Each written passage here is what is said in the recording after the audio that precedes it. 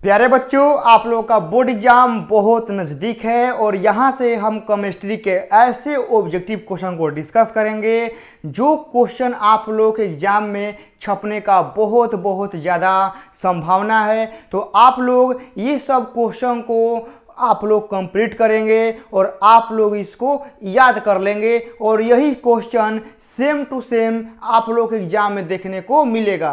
तो यहाँ से आप लोग एक केमिस्ट्री के ऑब्जेक्टिव का आप लोग बहुत बढ़िया से प्रिपरेशन कर सकते हैं। तो यदि आप नए हैं तो सब्सक्राइब करिएगा और अपने दोस्तों के बीच शेयर करिएगा ताकि वो लोग भी अपना ऑब्जेक्टिव यहाँ से मजबूत कर ले। तो टोटल वीडियो क्वालिटी सब कुछ बाबू बढ़िया है, आप लोग वीडियो को शेयर कर देंगे। हम यहाँ से अपने क्लास को स्टार्ट करते हैं और लाइक शेयर सब्सक्राइब कमेंट सब आप लोग करके जाना है, समझना है। यही हम क्लास का फी दे रहे हैं, लाइक शेयर सब्सक्राइब सब कुछ आप लोग करके ही जाना है। तो चलिए बिना समय का हम लोग वेस्ट करते हुए आप लोग के क्लास का स्टार्ट करते हैं और क्वेश्चन नंबर 1 से हम लोग डिस्कस करते हैं। चलिए बाबू, तो आप लोग देखेंगे कि क्वेश्चन नंबर 1 है कि वह बहुलक जिसमें परबल, ठीक है ना, परबल आंतरिक आणविक बल जैसे हाइड्रोजन बंध लगता है। यानी आप लोग को ऐसे बहुलक बताना है जोना में प्रबल अंतर आणविक बल लगता है, यानी जिसमें हाइड्रोजन बंध लगता है। तो इसमें आप लोग का ऑप्शन है टेफ्लॉन, नायलॉन, पॉलीस्टाइरीन, प्राकृतिक रबर। तो आप लोगों का जो राइट आंसर होना चाहिए वह आप लोगों का ऑप्शन नंबर बी होना चाहिए बाबू, ठीक है ना।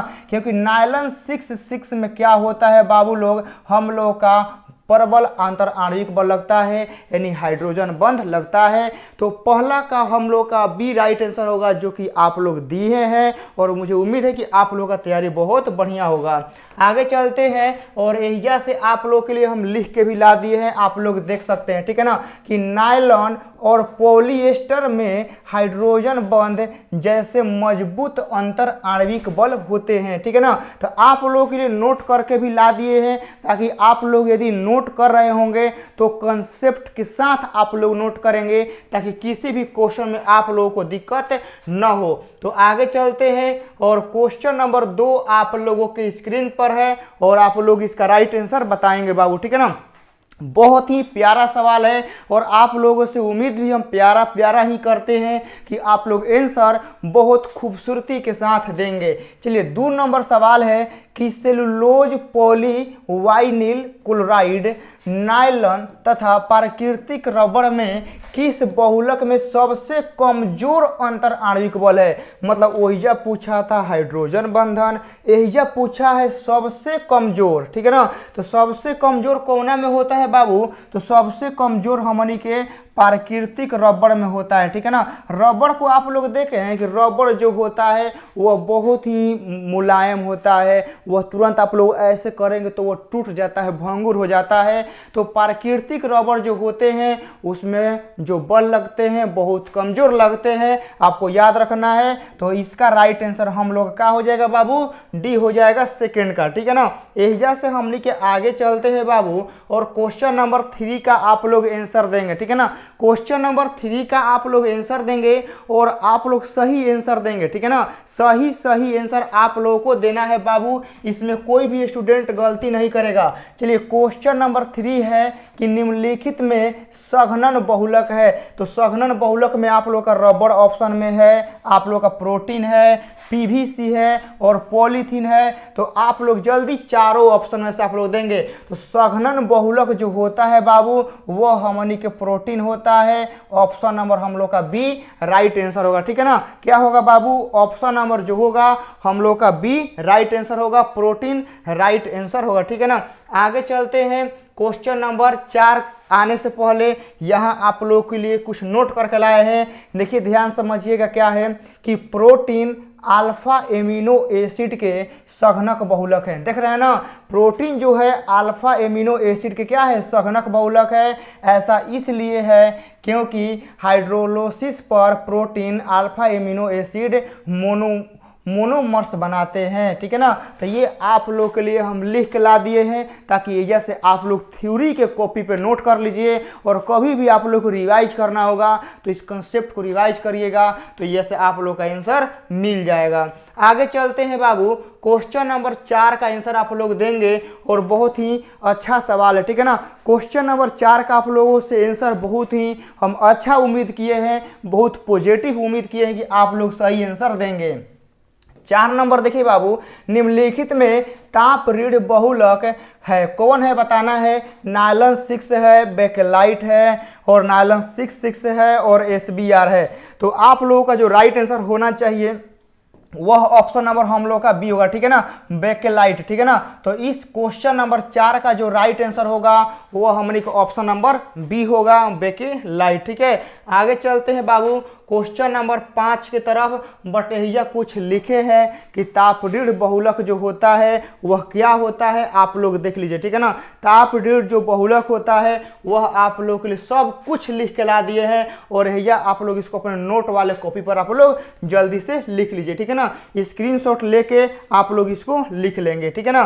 तो एहिजा से हमनी के आगे चलते हैं बाबू और क्वेश्चन नंबर 5 पर आते हैं और 5 का आंसर आप लोग देंगे कि क्या होगा, ठीक है ना। बहुत ही आप लोगों से उम्मीद किए हैं कि आप लोग सही आंसर देंगे, ठीक है ना। तो 5 का आंसर बताना है कि निम्नलिखित में जैव निम्नकरणीय बहुलक है, ठीक है ना। जैव निम्नकरणीय बहुलक कौन है, पॉलीथीन है, बेकेलाइट है, PHB है, ठीक है ना, PHB है और PVC है।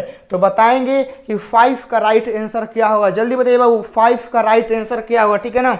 5 का राइट आंसर क्या होगा आप लोग जल्दी से बताएंगे, ठीक है ना। 5 का राइट आंसर क्या होगा आप लोग बताएंगे। तो पॉलीथीन है, बेकेलाइट है, PVC है, PHB भी है। तो हम लोग का जो बताना है जैव निम्नकरणीय बताना है, तो मानी कि PHB भी हो जाएगा। ऑप्शन नंबर हम लोग सी को राइट आंसर क्लिक करेंगे, ठीक है। आगे चलते हैं बाबू क्वेश्चन नंबर 6 की तरफ और 6 का आंसर आप लोग बताएंगे, ठीक है ना। क्वेश्चन नंबर 6 का आंसर आप लोग बताना है कि जो हमने कहा है नायलॉन 6 एक उदाहरण है। तो नायलॉन 6 किसका उदाहरण है, ऑप्शन नंबर में पॉलीप्रोपाइलिन है, पॉलिएस्टर है, पॉलीस्टाइरीन है, पॉलीएमाइड है।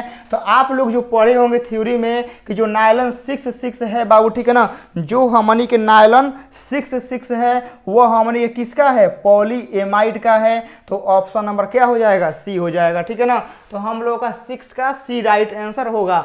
आगे चलते हैं और यह 7 नंबर में आ गया कि कैप्रोलैक्टम, ठीक है ना। कैप्रोलैक्टम का राइट आंसर बताना है कि कैप्रोलैक्टम का सघनन प्रतिफल है। तो कैप्रोलैक्टम का जो सघनन प्रतिफल होगा आप लोग फटाक से कमेंट बॉक्स में आंसर दीजिए। नायलॉन 6 है, नायलॉन 6 है, नायलॉन 6 है, नायलॉन 6 है। तो कैप्रोलैक्टम का जो सघनन प्रतिफल है वह हमनी के नायलॉन 6 होता है। ये आप लोगों का राइट आंसर सही है, ठीक है ना। चलिए आगे चलते हैं क्वेश्चन नंबर 8 का, ठीक है ना। क्वेश्चन नंबर 8 का आप लोग राइट आंसर देंगे बाबू, ठीक है ना, कि नायलॉन 2 और नायलॉन 6 बनाने के लिए एकलक है, ठीक है ना। नायलॉन 2 और नायलॉन 6 का बनाने के लिए क्या एकलक है आप लोग बताएंगे बाबू। नायलॉन 2 और नायलॉन 6 के बनाने के लिए कौन सा एकलक है, कैप्रोलैक्टम है, एलिनिन है या ग्लाइसिन है या हेक्सामिथाइलिन डाइएमीन है। तो हम लोग का देखिए जो नायलॉन 2 और नायलॉन 6 बनाने के लिए होता है वह ग्लाइसिन के साथ साथ एमिनो क्रैपोइक अम्ल होता है। ऑप्शन नंबर हम लोग का सी हो जाएगा, ठीक है ना। इसका कौन सा राइट आंसर होगा बाबू, ऑप्शन नंबर सी होगा। आप लोग एक एक क्वेश्चन को बढ़िया से आप लोग रिवाइज करेंगे और 8 का आप लोग राइट आंसर सी होगा, ठीक है ना। सब कुछ आप लोग का सही चल रहा है, आप लोग फटाफट कमेंट में राइट आंसर देते रहेंगे, समझ गए ना।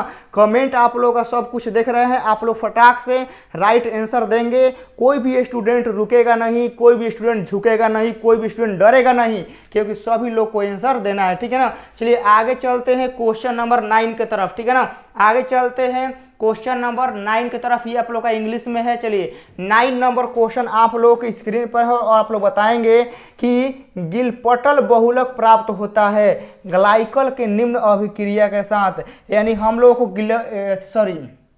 हम लोग को ग्लाइकल के साथ क्या मिलाएंगे तो ई प्राप्त होगा। तो याद रखिएगा, फेथिलिक बहुलक मिलाएंगे तो हम लोग का प्राप्त होगा, ठीक है ना। फेथिलिक बहुलक मिलाएंगे तो प्राप्त हो जाएगा।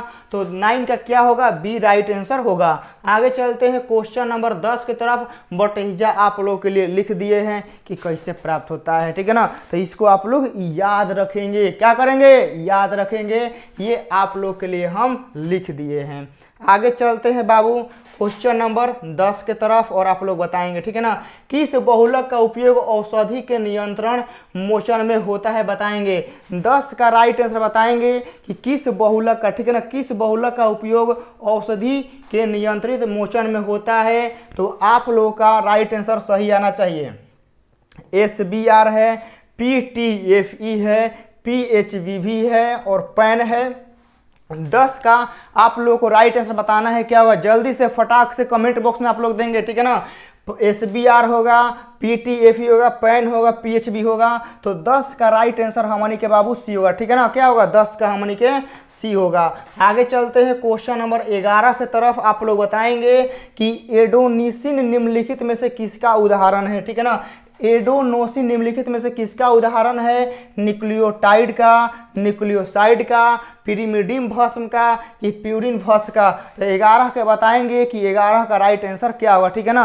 11 का आप लोग बताएंगे न्यूक्लियोटाइड, पिरिमिडिन भस्म, प्यूरिन भस्म और न्यूक्लियोसाइड। तो याद रखिएगा कि एडोनोसिन में जो होता है वह न्यूक्लियोटाइड नहीं होता है, साइड वाला होता है, ठीक है ना। साइड साइड साइड से याद रखिएगा भाई, साइड, ठीक है ना, कि साइड रहता है। तो ऑप्शन नंबर हमारी के सी हो जाएगा, ठीक है।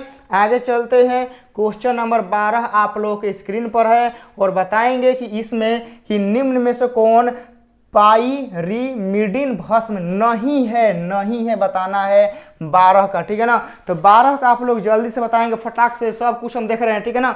12 का आप लोग बताएंगे कि 12 का राइट आंसर क्या होगा, ठीक है ना, कि निम्न में से कौन पिरिमिडिन भस्म नहीं है। हम लोग का यूरासिल है, थाइमिन है, साइटोसिन है और गुआनिन है। तो हम लोग का राइट आंसर क्या हो जाएगा बाबू, गुआनिन हो जाएगा। ये हम लोग का पिरिमिडिन भस्म नहीं है। आगे चलते हैं बाबू क्वेश्चन नंबर 13। निम्नलिखित शुगर में सबसे मीठा कौन है। और ये आप लोगों को हम एक बार नहीं 10 बार करा चुके हैं कि निम्नलिखित में जो सबसे मीठा शुगर है वो कौन है। इसका आंसर हम नहीं बताएंगे, आप ही लोग को बताना पड़ेगा। ये सवाल बहुत बार हम करा चुके हैं, ठीक है ना। तो आप लोगों का जो राइट आंसर होना चाहिए वो फ्रुक्टोज होना चाहिए, चाहे फ्रक्टोज होना चाहिए, ठीक है ना। क्योंकि फ्रुक्टोज जो होता है वो सबसे मीठा होता है। ग्लूकोज, लैक्टोज, सुक्रोज और फ्रुक्टोज में सबसे मीठा फ्रुक्टोज होता है। तो ऑप्शन नंबर डी को हम लोग राइट आंसर क्लिक करेंगे, ठीक है ना। तो आप लोग ऐसे ही फटाफट आंसर देते रहेंगे, ठीक है।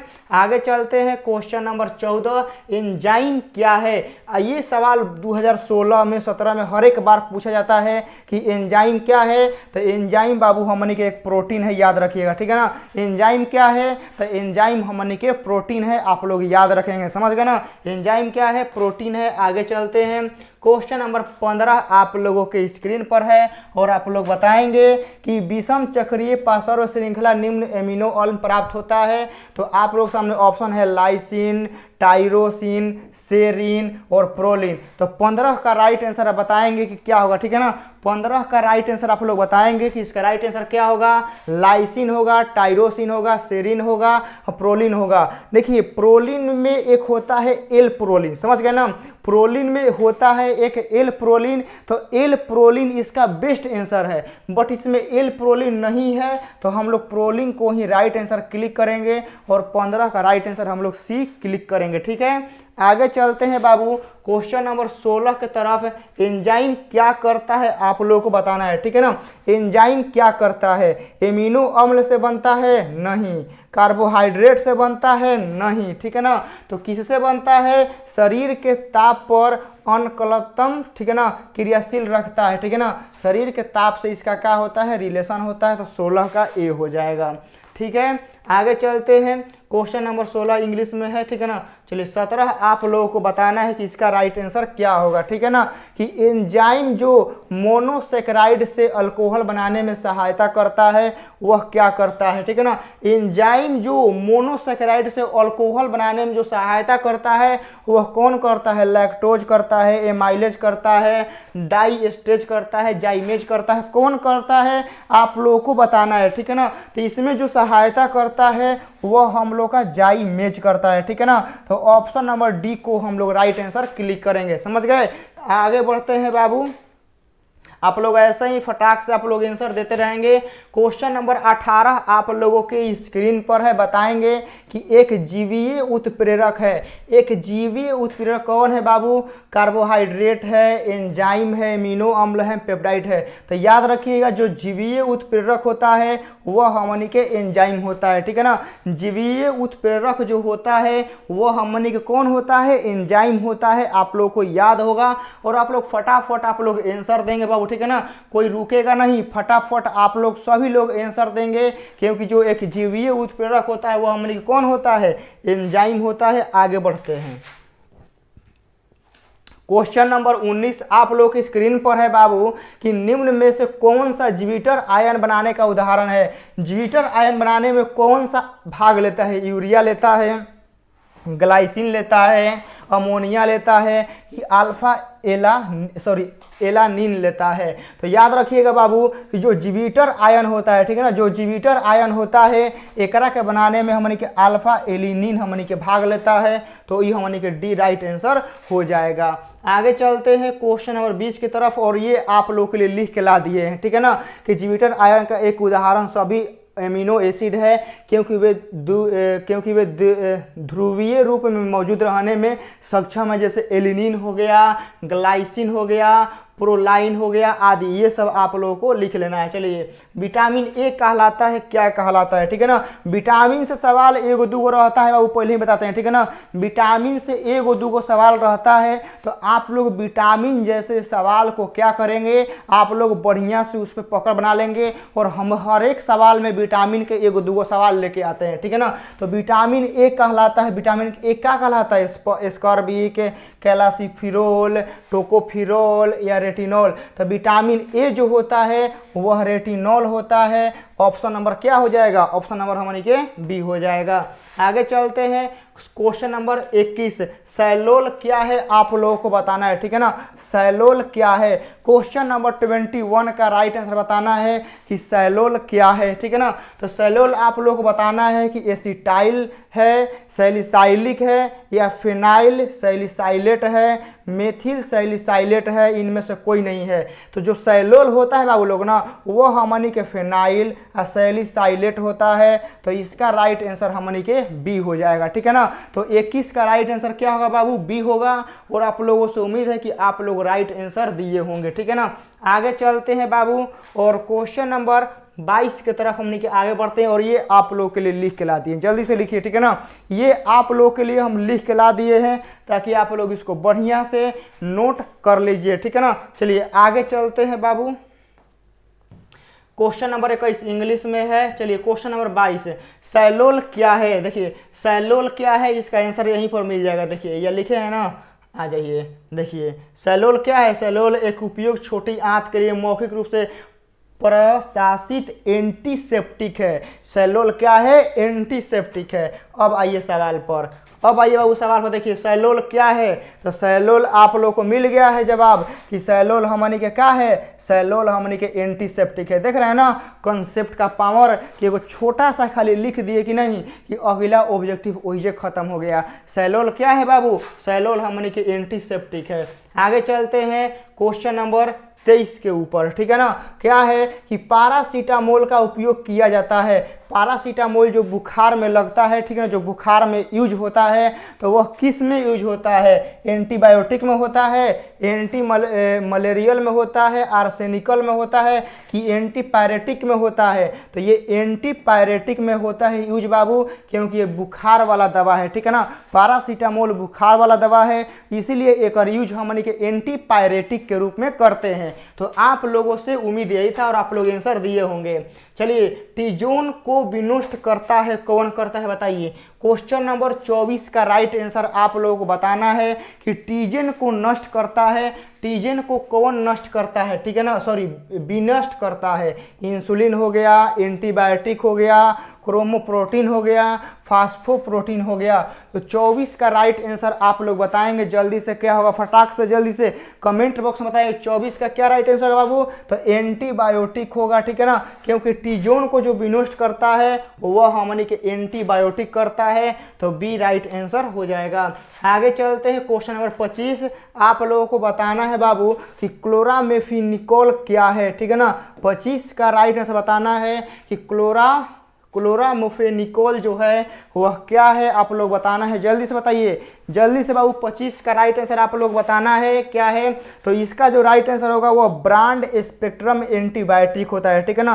तो इसका राइट आंसर हमारी को ऑप्शन नंबर डी हो जाएगा, ठीक है ना। तो 25 का राइट आंसर क्या होगा बाबू, डी होगा, ब्रॉड स्पेक्ट्रम एंटीबायोटिक हमारी के हो जाएगा। आगे चले ना, क्वेश्चन नंबर 26 है कि डिटॉल में उपस्थित एंटीसेप्टिक है क्या है बताइए। डिटॉल में जो उपस्थित हमनी के एंटीसेप्टिक होता है वह क्या होता है, क्या नहीं होता है, आप लोग बताना है 26 का, ठीक है ना। आप लोग बताइए डिटॉल में जो उपस्थित एंटीसेप्टिक होता है वह क्या होता है, आप लोगों को बताना है जल्दी से बताइए। डिटॉल में जो उपस्थित एंटीसेप्टिक होता है वह हमनी के बाबू, ठीक है ना, क्वालिन नहीं होता है, बेथियोनल नहीं होता है, क्लोरोजानेलॉल होता है, बिल्कुल ऑप्शन नंबर हमारी के बी हो जाएगा, ठीक है ना। क्या हो जाएगा, ऑप्शन नंबर बी हो जाएगा। आगे चलते हैं, क्वेश्चन नंबर 27 आप लोगों की स्क्रीन पर है कि निम्न में से किसका प्रशांतक के रूप में यूज करते हैं। तो आप लोग को ये सवाल दोबारा आ रहा है, प्रशांतक के रूप में किसका यूज करते हैं बाबू, तो एक्वा नील का करते हैं, तो ऑप्शन नंबर हमारी के ए हो जाएगा, ठीक है ना। किसका यूज करते हैं, एक्वा नील का हम लोग प्रशांतक के रूप में यूज करते हैं। आगे चलते हैं बाबू, क्वेश्चन नंबर 28, निम्न में से कौन सबसे मीठा है, ठीक है ना। निम्न में से सबसे मीठा, देख लीजिए वर्ड सबसे मीठा, ठीक है ना, सबसे मीठा कौन है, तो सबसे मीठा बाबू हमने के एलिटेम होता है, याद रखिएगा, ठीक है ना। दुनिया में जो सबसे ज़्यादा मीठा है ना वह एलिटेम है, वह चीनी से 2000 गुना मीठा है। लेकिन एस्पार्टेम जो होता है ना ये ज़्यादा लोकप्रिय है, प्रसिद्ध है, समझ गए ना।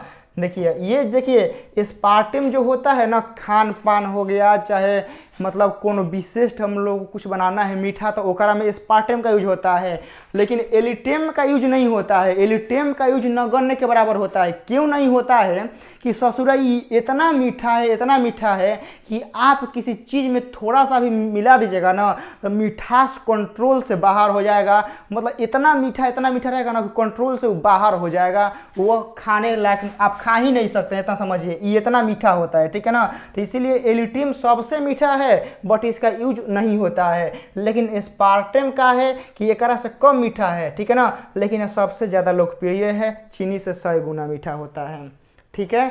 आगे चलते हैं, क्वेश्चन नंबर 29, निम्न में से कौन बैक्टीरिया स्टैटिक एंटीबायोटिक है, ठीक है ना। एकरा में से बताना है कि एकरा में से जो कौन है वह आप लोग का एंटीबायोटिक है, ठीक है ना। क्या है, एंटीबायोटिक है, एरिथ्रोमायोसिन है, पेनिसिलिन है, एमिनो है, ओप्लोकोक्सिन है। तो आप लोगों का ऑप्शन नंबर ए है। इसका नामों जानते हैं, ऐसा अजीब अजीब इसका नामों है ना कि क्या बताएं, मतलब नाम ऐसा अजीब अजीब है ना कि कहा कुछ नहीं जा सकता है। और चलिए आज के लास्ट सवाल है और आप लोग बताएंगे कि 30 का राइट आंसर क्या होगा, ठीक है ना। आज के क्लास का राइट आंसर आप लोग बताना है कि 30 नंबर सवाल का राइट आंसर क्या होगा, ठीक है ना। निम्न में से कौन लोकल एनास्थेटिक के रूप में उपयोग किया जाता है, डायजीपाम, क्लोरोजीफेनोकॉल या पेनिसिलिन 6 या प्रोकेन। तो हम लोगों का राइट आंसर हो जाएगा ऑप्शन नंबर बी, ठीक है ना। ऑप्शन नंबर बी को हम लोग राइट आंसर क्लिक करेंगे।